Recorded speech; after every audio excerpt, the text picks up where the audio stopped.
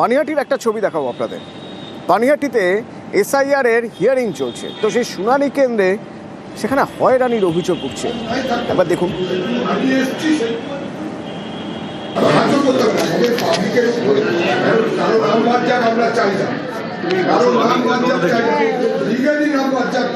সে তার যদি পেপারটা থাকে নাই থাকতে পারে, আমি এসছি সেই পেপারটুকু তো পাবো। আমি হাজর করতে পারি আমাদের পাবলিকের কারো নাম বাদ যাক আমরা চাই না, কারো নাম বাদ যাক চাই না, লিগালি নাম বাদ যাক চাই না। সে তার যদি পেপারটা থাকে নাই থাকতে পারে, আমি এসছি সেই পেপারটুকু তো পাবো। আমি হাজর করতে পারি আমাদের পাবলিকের কারো নাম বাদ যাক আমরা চাই না, কারো নাম বাদ যাক চাই না, লিগালি নাম বাদ যাক চাই না। সে তার যদি পেপারটা থাকে নাই থাকতে পারে, আমি এসছি সেই পেপারটুকু তো পাবো। একেতে হিয়ারিং এর কথা শুনে কারো কারো অস্বস্তি হচ্ছে, কেউ কেউ টেনশনে পড়ে যাচ্ছেন, আর তারপরে যদি হিয়ারিং এর ওখানে গিয়ে হয়রানি হতে হয়, অন্তত অভিযোগ তো সেরকমই। কিন্তু কেন হচ্ছে হয়রানি? সুবীর রয়েছে সরাসরি আমার সঙ্গে। সুবীর,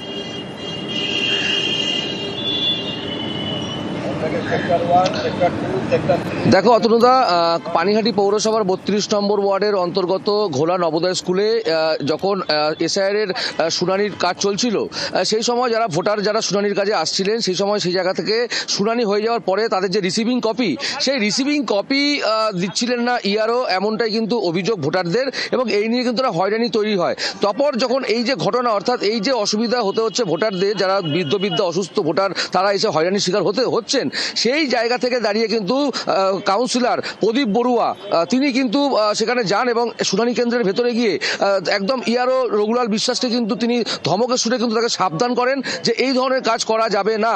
এবং তারপরেই কিন্তু এলাকায় ওই ঘটনাস্থল শুনানি কেন্দ্রে কিন্তু একটা বিশৃঙ্খলা পরিস্থিতি তৈরি হয়, এবং এই ভিডিও কিন্তু ইতিমধ্যে ভাইরাল হয়েছে যে কাউন্সিলর ধমক দিচ্ছে ইআরওকে।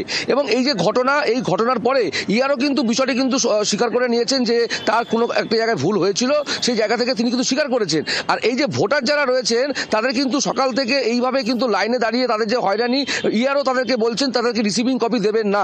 কেন রিসিভিং কপি দেবেন না, এই নিয়ে কিন্তু যথেষ্ট তারা কিন্তু ইআরওর বিরুদ্ধে অভিযোগ করছেন। আচ্ছা, ধন্যবাদ। আপনি তো অসুস্থ, তাহলে আপনি কেন আসবেন? আপনি জানাননি? বাড়িতে গিয়ে করবে না বলেছে? বাড়িতে যাবে না? ইয়ারও প্রথমে কাউকে রিসিভিং কপি দিচ্ছিল, তা কি প্রমাণ থাকবে যে সাধারণ মানুষরা এসেছিল ইয়ারি? আপনি একটা রিসিভিং দিন। তো উনি প্রথমে বহুক্ষণ ধরে রিসিভিং না দেওয়ার জন্য বলেন, তারপরে আমরা ইআরও কে ফোন করি, তো ইআরও স্পষ্ট জানান যে রিসিভিং দেওয়া যেতে পারে। তো তখন ওই নোটিশগুলোর মধ্যে এখন এই ইআরও রিসিভিং করে দিচ্ছেন।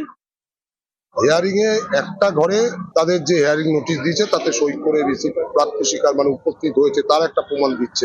পাশের ঘরটায় 76 নম্বর বুথে সেখানে যে ইআরও রয়েছে সে বলছে না আমি সেটা দেবো, তো মিসবিহেভ করছে। একজন উপস্থিত হয়েছে তার প্রমাণ কি? যদি নামটা বাদ চলে যায় বলবে আপনি আসেননি, হিয়ারিং এ আসেননি তাই নাম বাদ দেয়। আমরা বলাতে আরো ম্যাডাম বললো না একদম ঠিক কথা, এরকমই তো করার কথা, উনি কেন করছে না আমি দেখছি এবং আমি বলছি। এটাই আমাদের প্রতিবাদ ছিল। ইআরওর হস্তক্ষেপে সমস্যাটা মিটেছে। ইনফরমেশনটা ছিল সুপারভাইজাররা সই করবে, ঠিক আছে, সেই ইনফরমেশন আমার কাছে ছিল না, সেটা একটা মিস হয়েছিল, মিসকমিউনিকেশন হয়েছিল, সেটা মিটে গেছে। সবাই রিসিভ কপি পাচ্ছে, অসুবিধা কিছু।